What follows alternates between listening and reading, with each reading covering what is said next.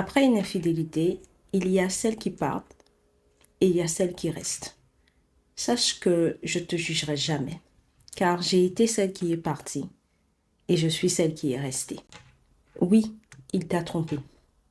Mais que vas-tu faire de cette trahison? Hello, je m'appelle Johanna et j'aide les femmes qui ont été humiliées à se reconstruire. La vérité, c'est que tu t'es pris un mur en pleine face. Mais tant que tu respires, tu peux encore changer ta vie. Je ne suis pas là pour te dire de rester ou de partir. Je suis là pour te dire que je sais que c'est difficile.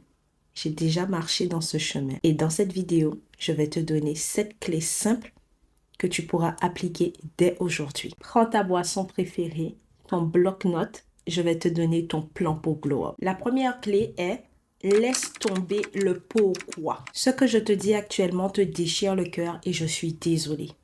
Mais la vérité, c'est que quelqu'un qui n'est même pas capable de savoir qui il est ne pourra pas t'expliquer pourquoi il a merdé.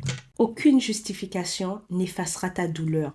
Tu vas laisser ton temps, ton énergie et ton mental. Même s'il t'explique, même s'il pleure, même s'il t'avoue tout, la trahison vient d'un chaos intérieur qu'il doit gérer seul, pas toi. La seule chose qui va t'aider aujourd'hui est de savoir qu'est-ce que tu vas faire de cette blessure. La deuxième clé est redéfinir qui tu es. Ce qui t'a infligé aujourd'hui ne définit pas qui tu es ni qui tu vas devenir. Il est très important, après une trahison, de se reconnecter à soi afin de ne pas laisser les paroles des autres ou les actes des autres définir qui nous sommes. Il est temps de remercier la femme que tu étais, de l'honorer, car elle a vécu l'inacceptable. Mais tu ne peux plus lui ressembler, car cela voudrait dire rester attaché à sa douleur. Qui es-tu? C'est ce que tu ne tolères plus. Qui es-tu? C'est ce que tu défends, ce pourquoi tu te bats. Qui es-tu? C'est ce que tu aimes, ce qui te fait vibrer. Qui es-tu? C'est ce que tu fais lorsque tu es au sol. La Bible dit que tu es une créature si merveilleuse. Alors commence à y croire. Parfois, on a besoin de se couper de tout afin de se reconnecter en profondeur pour savoir qui nous sommes réellement. La troisième clé est que ton look parle avant toi. Je kiffe. Son infidélité a sali ton estime de soi, ta confiance, l'image que tu as de toi. Tu dois t'habiller comme la femme que tu veux devenir, pas comme celle que tu es aujourd'hui et ni comme celle que tu étais. Ton cerveau doit comprendre que tu vas l'amener dans une autre dimension. C'est plus facile de s'aimer et de gagner en confiance lorsque tu aimes ce que tu vois et que ce que tu vois dans le miroir te fait vibrer. Le miroir ne doit pas être une agression, mais un rappel de ta puissance. Chaque matin, je veux que tu t'habilles avec intention, c'est-à-dire faire de chaque pièce que tu portes un acte conscient, un choix symbolique et un message à toi-même. Tu n'attends plus un événement, un regard ou une validation extérieure pour te mettre en valeur. Tu t'honores, tu te dresses et tu t'affirmes. Tu t'habilles chaque jour pour te rappeler qui tu es en train de devenir. Pose-toi simplement cette question. Qui je veux devenir dans 5 ans? Et comment s'habille cette femme? Et chaque jour, habille-toi comme cette femme. Incarne déjà la femme que tu vas devenir dans 5 ans. Ce que tu vois, tu finis par le croire.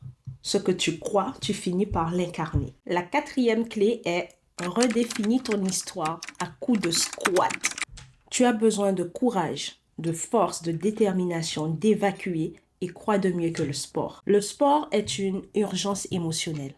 Tu ne peux pas changer le passé, mais tu peux transformer ton énergie en force. Tu as besoin de te vider la tête et de gagner en puissance. Et ça, le sport te l'apportera. Choisis un sport qui te donne l'impression d'être plus forte, plus puissante chaque jour. Tu es en colère? Boxe. Tu es triste? Cours. Tu es perdu? Yoga. Le sport ne répare pas tout, mais il ouvre la porte à la reconstruction. La cinquième clé est accroche-toi à un projet plus grand que ta souffrance.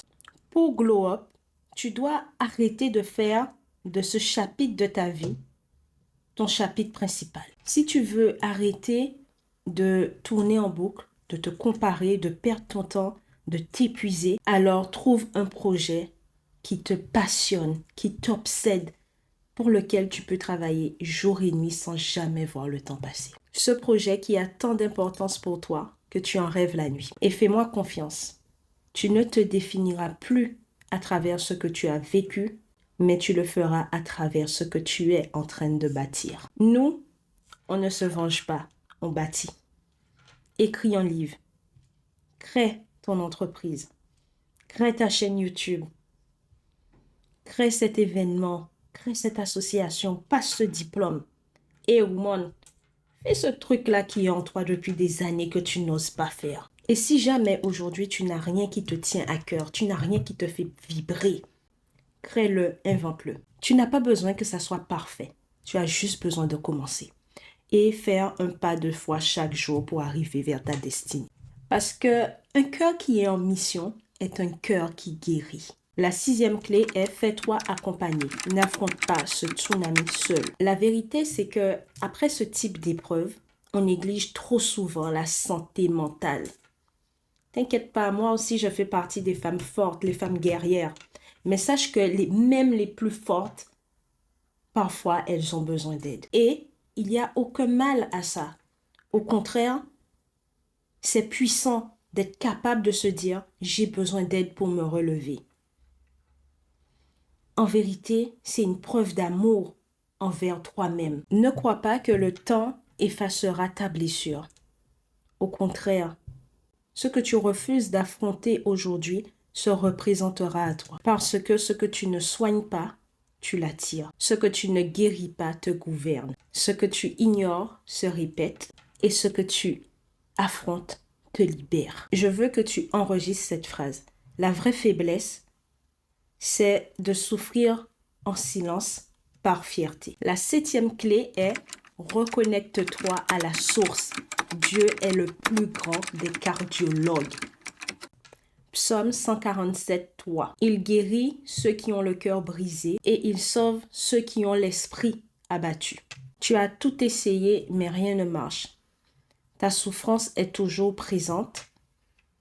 Ta douleur est de plus en plus forte. Ta colère ne cesse d'augmenter. Ce que tu vis, c'est en profondeur. Maintenant, essaye Dieu. C'est le seul chirurgien qui répare les cœurs brisés. Les clés que je t'ai données, sans Dieu, elles sont rien. Parce que Dieu, c'est la base, c'est la boussole, c'est le socle. La vérité, c'est que lorsque tu te présentes devant Dieu, quelle que soit ton histoire, ta souffrance, tes problèmes, ton passé, tu deviens la choisie, l'aimer, la restaurer. Parce que Dieu est capable de faire toutes ces choses pour toi. Et n'oublie jamais, ce que l'ennemi a voulu utiliser pour te détruire, Dieu va l'utiliser pour t'élever. Cette vidéo arrive à sa fin et comme toujours, je vais te partager un verset. Romains 8, 28. Nous savons du reste que toute chose concourt au bien de ceux qui aiment Dieu, de ceux qui sont appelés selon son dessein. Dans ta situation actuelle, tu auras peut-être du mal à y croire, mais juste médite-le, écris-le, répète-le, afin que ça puisse devenir ta réalité. Et je voudrais te témoigner que cela a été ma réalité. Afin de pouvoir aider les femmes, j'ai dû vivre des choses difficiles et j'en vis encore. Et si je te dis que la seule chose que je voyais, c'était ma souffrance, ma douleur, mon mal-être. À aucun moment j'ai pensé que je serais devant toi aujourd'hui. C'est peut-être difficile à entendre, mais je veux que tu gardes dans un coin de ta tête que ta souffrance a un but. Rejoins-moi sur Instagram car à partir d'aujourd'hui, régulièrement, je posterai des solutions afin de t'aider à te reconstruire. Moi aussi, je sors de ma zone de confort pour te proposer ce qu'il y a de meilleur. Alors, abonne-toi, active la cloche et partage cette vidéo avec une femme qui a été trompée et dis-lui qu'une armée de femmes puissantes est en train de se construire et qu'elle peut se joindre à nous. Que Dieu te bénisse. You say I'm poison in a glass, but you still sip.